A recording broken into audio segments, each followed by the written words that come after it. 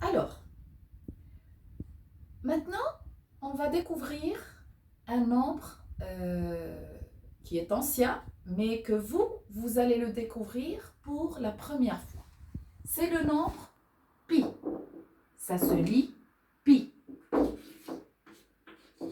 D'accord? Alors, ce nombre-là, c'est un nombre ancien découvert par un mathématicien grec qui est Archimède. D'accord? Il a une valeur. La valeur de ce nombre pi, c'est 22 sur 7.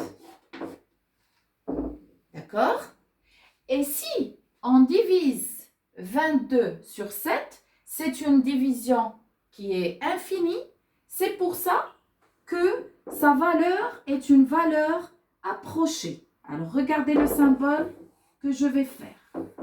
Une valeur approchée qui nous donne 3,14.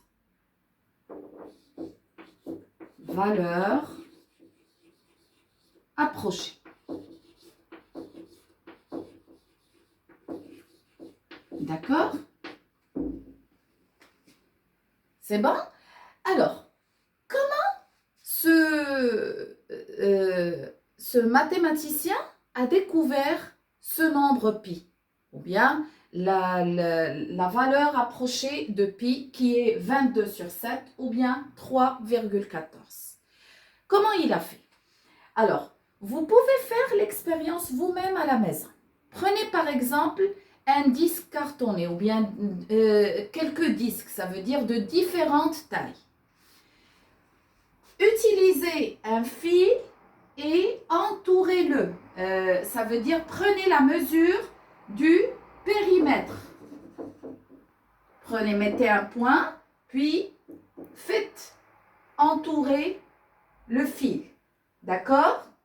Prenez la mesure du fil et divisez-la par la mesure du diamètre. Vous allez obtenir la valeur pi. Ça veut dire que cette valeur, c'est la relation entre le périmètre du cercle et son diamètre. Même si j'utilise différents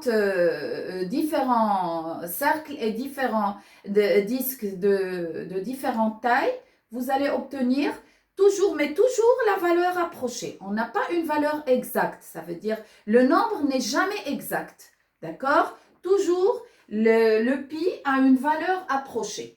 Pour cette année, on va se baser sur la valeur approchée de 3,14. C'est avec ça qu'on va travailler nos formules et qu'on va résoudre les petits problèmes concernant le périmètre et la surface du cercle et du disque, bien sûr. D'accord? Pour les autres années, vous allez découvrir, bien sûr, plus de renseignements concernant ce fameux nombre pi. D'accord? Maintenant, comment on va obtenir le périmètre d'un cercle? D'accord? Alors, pour obtenir le périmètre d'un cercle, je dois avoir comme donnée soit la mesure du rayon, soit la mesure du diamètre. Et comme je vous ai dit tout à l'heure, on a dit quoi? On a dit que le diamètre est égal à rayon fois 2. Et bien sûr, l'inverse, pour obtenir le rayon, c'est diamètre divisé par 2. D'accord? Très bien, parfait. Alors, pour obtenir le périmètre d'un cercle, c'est pi multiplié par diamètre. D'accord? Ou bien pi multiplié par rayon fois 2. Par exemple, je vous dis, calculez le périmètre d'un rond-point, sachant que son rayon mesure, par exemple, 5 mètres, 2. D'accord? Alors là, la donnée qu'on a, c'est le rayon. Soit j'applique la deuxième formule lorsque j'ai le rayon, soit si j'ai le diamètre, j'applique la première formule concernant le fait d'obtenir la mesure du périmètre. Maintenant, supposons j'ai le périmètre. Alors là, on va travailler la formule inverse. J'ai le périmètre et on me demande le diamètre. Comment on va obtenir le diamètre d'un jardin circulaire, d'un rond-point, ça dépend de la situation. D'accord? Comme je vous ai dit, il y a la première formule, bien sûr, si j'ai la mesure du rayon. Mais supposons, j'ai la mesure du périmètre. Comment je fais? Alors, regardez, qu'est-ce qu'on a ici? Périmètre est égal à pi fois diamètre. Diamètre est égal,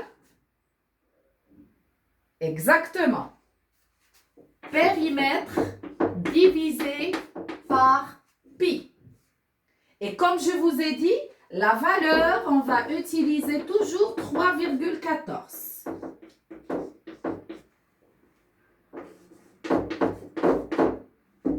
D'accord? C'est clair les enfants? Très bien. Maintenant, passons à la surface. Je veux obtenir la surface d'un disque. Dans n'importe quelle situation, on veut placer des panneaux dans la surface, on veut placer des fleurs, des pots, etc. dans un espace circulaire. Comment on obtient la surface, la mesure de surface? Alors, je vous donne la formule. Surface est égale pi fois rayon fois rayon.